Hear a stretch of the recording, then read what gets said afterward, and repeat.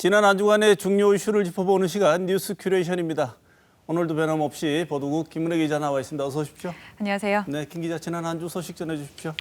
네, 일주일 전이었죠. 지난 광복절 경축식에서 광복 회장이 전한 기념사가 논란이 됐습니다. 지난 15일 76주년 광복절 경축식이 열렸습니다.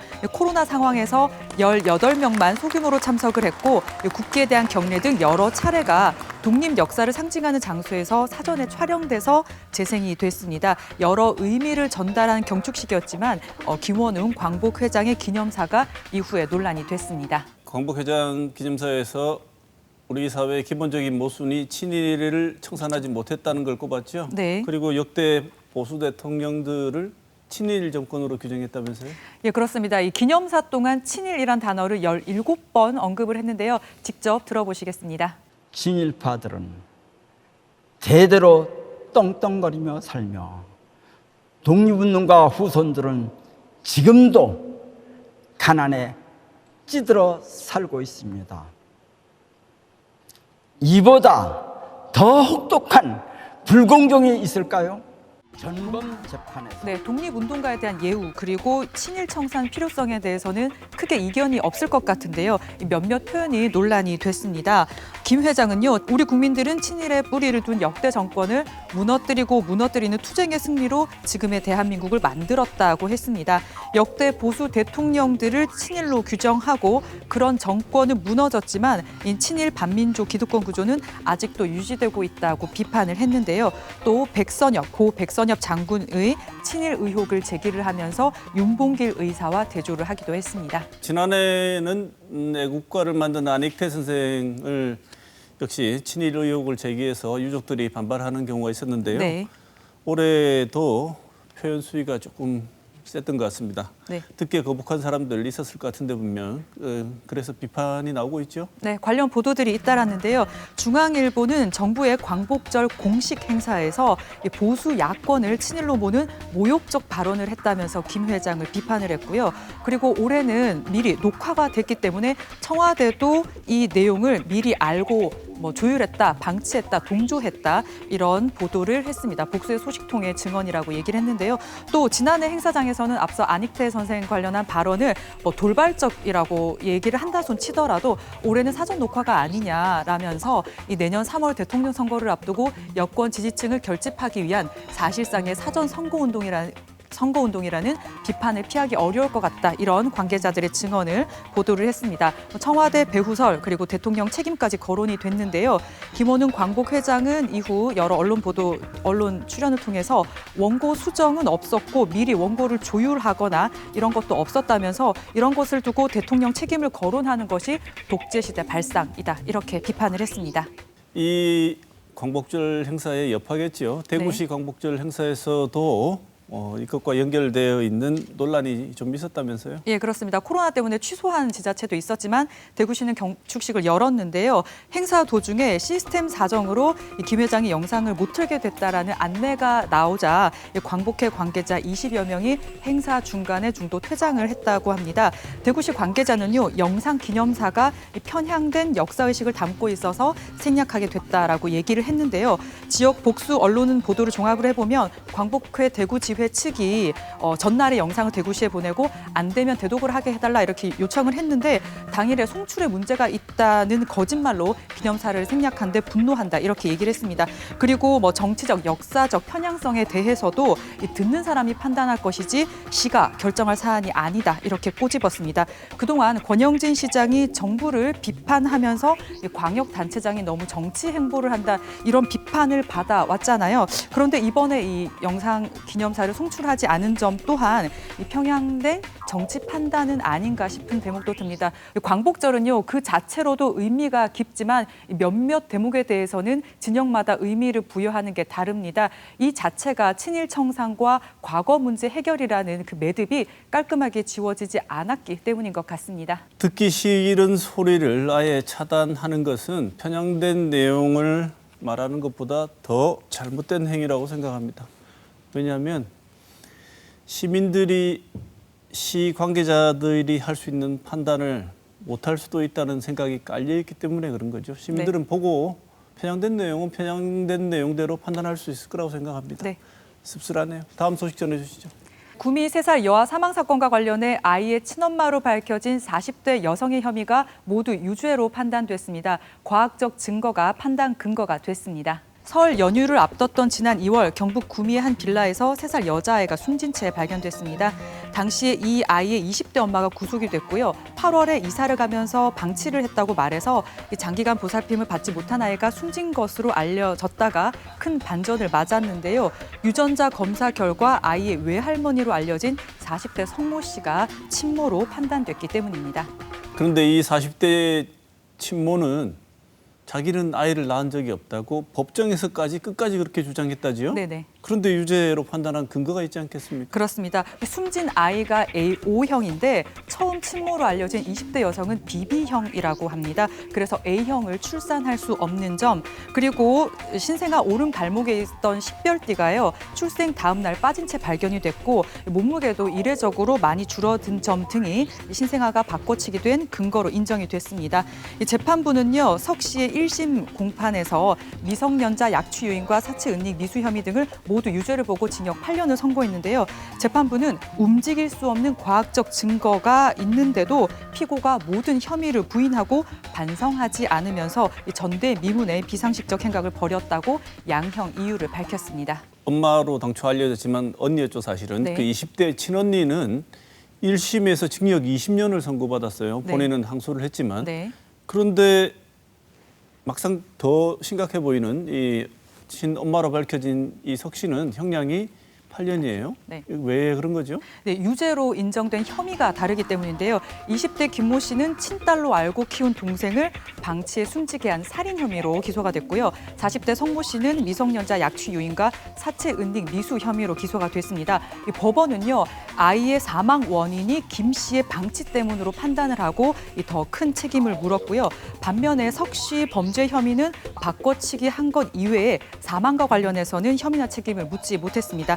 그리고 이 사라진 것으로 추정이 되는 아이를 찾지 못한 점도 양형 차이의 큰 이유로 꼽힙니다. 이 경찰이 사라진 것으로 추정되는 아이의 행방을 쫓고 있다고는 하지만요, 이 자백이나 새로운 증거가 없는 한 이 밝혀지지 않는 전대미문의 사건이 될 수도 있는데요. 이번에 뒤늦게 밝혀진 DNA 증거로 아주 자극적인 사건으로 변질이 됐지만 중요한 것은 이 사건을 통해서 이 사각지대에 놓여 있는 학대 아동들을 찾아내고 피해를 예방해야 된다, 이런 교훈을 실천하는 것 같습니다. 미스테리 드라마 같이 보이잖아요. 근데 김 기자 지적했듯이 이 사건의 핵심은 우리 주위에 흔히 있지만 우리가 발견하지 못했던 아동 학대, 여기에 더 주목을 해야 될 것 같습니다. 네, 다음 소식 전해주시죠. 대학 살생부로 불리는 교육부 대학 기본 역량 진단 평가가 발표됐습니다. 지역 대학가도 칼바람을 피하지 못했습니다. 이의 신청을 거쳐서 이달 말에 최종 확정이 되지만요. 교육부가 발표한 대학 기본 역량 진단 평가 결과에 따르면 대구 경북에서는 김천대, 동양대 등 일반 대학 4곳과 수성대 등 전문대학 5곳이 일반 재정 지원 대상에서 제외가 됐습니다. 교육부 대학 진단은 정원 감축을 유도하기 위해서 박근혜 정부 때인 2015년부터요. 대학 구조 개혁 평가로 불리며 3년마다 실시되기 시작했는데요. 교원 확보율과 학생 충원율 등 대학들의 교육 여건과 성과를 평가를 해서 재정 지원 여부를 결정을 합니다. 이번 평가에서 통과한 대학들도요. 내년 3월까지 교육부에 정원 감축을 비롯한 자율 혁신 계획을 제출을 해야 합니다. 이번에 제외된 학교에 지난 5월에 제외됐던 곳까지 더하면요. 우리 지역 대학 3분의 1이 재정 지원을 받지 못하게 되는 겁니다. 학령 인구 감소 상황을 어쩔 수 없기 때문에 대학들의 구조 조정, 그다음에 정원 감축 필요하다고 유도하는 것을 계속 해왔습니다. 네. 이것 자체는 피할 수 없는 길이고 해야 되는데, 그런데 나름 우리도 구조 조정하고 개선해보겠다고 노력을 했다는 대학들도 여기에 대해서 또 할 말이 좀 있는 것 같아요. 현장에서는 등록금도 동결이 됐는데 지원마저 끊기는데 존폐 위기를 느끼고 있습니다. 그리고 부실대학이라는 꼬리표가 붙어서 당장 내년도 입시에도 영향을 미칠 수밖에 없는데요. 우리 지역 언론은요, 그 수도권 대학들이 재정 지원에서 미선정된 것은 지역 균형 발전 차원에서는 좀 고무적인 일이지만요. 이 수도권을 제외하고는 가장 많은 숫자의 학교가 지원 재정 대상에서 제외된 것은 대구 경북권 대학이 다른 지역 대학과 비교를 해서 경쟁 우위에 있지 않다는 방증이기도 하다. 이렇게 보도를 했고요.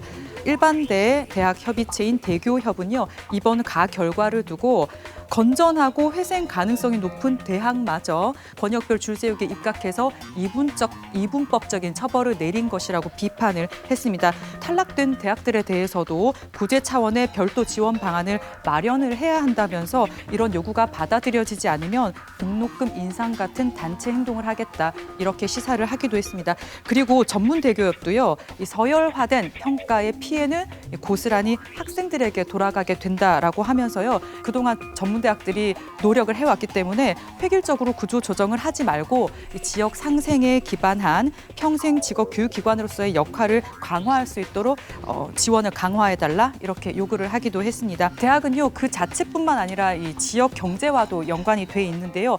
이 학령 인구 감소라는 현실 앞에 필요한 변화 그리고 지역 소멸과 공동화를 막기 위한 이런 두 가지 과제를 어떻게 해결할지 지켜봐야 될 것 같습니다. 부실대학 정리도 물론 중요하지만 이 현상은 항상 징후적으로 나타나는 현상이고요. 원인이 되는 지역 간 불균형이 해소되기 전에는 이 문제는 과연 김 기자 바람대로 두 마리 토끼를 잡을 수 있을지 난망해 보입니다.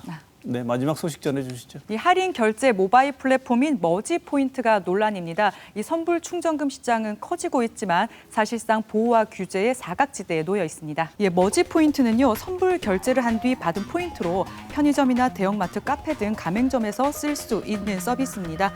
액면가보다요 20% 싸게 팔아서 누적 이용자가 100만 명에 달했고 포인트 판매액도 1,000억 원을 넘는 것으로 알려졌습니다. 그런데 지난 11일에요. 운영사 머지플러스가 포인트 판매를 중단하고 사용처도 음식점으로 제한한다고 공지를 하면서 이 대규모 환불 요청 사태가 빚어졌는데요.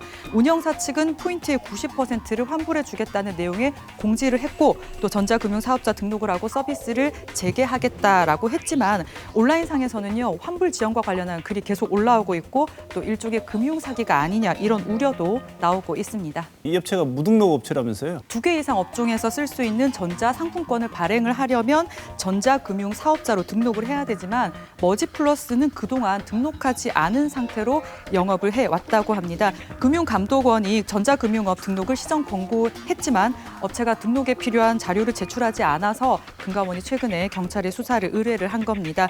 그런데요, 이 업체가 2018년부터 시작을 해서 성장을 했는데 그동안 금융당국이 몰랐냐, 늑장 대응이다, 감시가 부족했다 이런 비판이 나오고 있습니다. 개개인에 따라 차이는 있겠지만 물린 돈이 좀 많이 있을 것 같아요. 네. 근데 걱정이 되는 거는 이 포인트로 결제를 받은 가맹점주들 다 소상공인들 아니겠습니까? 네. 걱정이 많이 되는데요. 예, 그렇습니다. 편의점이나 대형마트 같은 대형 프랜차이즈들은요, 이 보증 보험을 든 대행사를 거쳐서 계약을 하고 대금 지급이 되기 때문에 대금 지급이 안 돼도 피해를 줄일 수 있습니다. 하지만 이 소상공인들이나 자영업자들은 머지플러스와 직접 계약을 했기 때문에요, 대금을 받지 못할 수도 있습니다. 피해를 최소화하기 위한 소비자들이요, 음식점 등에서 포인트를 쓰면서 일명 폭탄 돌리기를 해서 논란이 됐거든요. 이 판매 중단과 대규모 환불 사태를 모르고 이 포인트 결제를 받았던 소상공인들이요, 대금 미지급이 되진 않을까 지금 소가리를 하고 있습니다. 최악의 경우 도산을 하게 되면 먼저 선불로 줬던 돈을 받을 수 있는 방법이 없지 않습니까? 네네.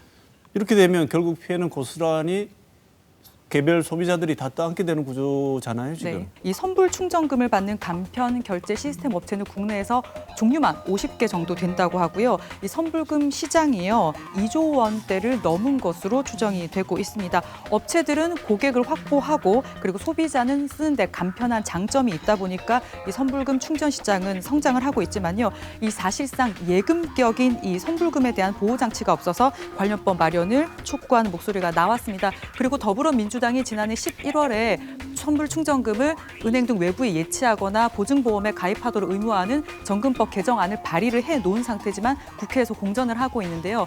핀테크 업체에 별도 계좌 개설 권한을 주는 방안을 은행들이 반발을 하고 있고 또 금융결제원을 감독 제재하는 권한을 금융위원회에 주는 것을 두고 이 한국은행이 그건 우리의 권한인데 하면서 약간 반대를 하고 있어서 지금 진척이 되지 않고 있습니다. 일단 이 사태는요, 수사나 추후 또 업체의 영업 재개에 따라서 일단락이 될 수도 있고 법정 다툼이 이어질 수도 있기 때문에 좀 지켜봐야 되겠지만요. 금융시장이 변하는 만큼 관련 법이나 규제도 변화하고 보강이 돼야 되겠습니다. 그리고 또 하나 합리적인 소비는 좋지만요. 아주 좋은 조건이 제시되면 꼼꼼하게 따져보는 소비자들의 행동도 중요할 것 같습니다. 지금까지 이번 주 주목할 만한 뉴스 짚어봤습니다.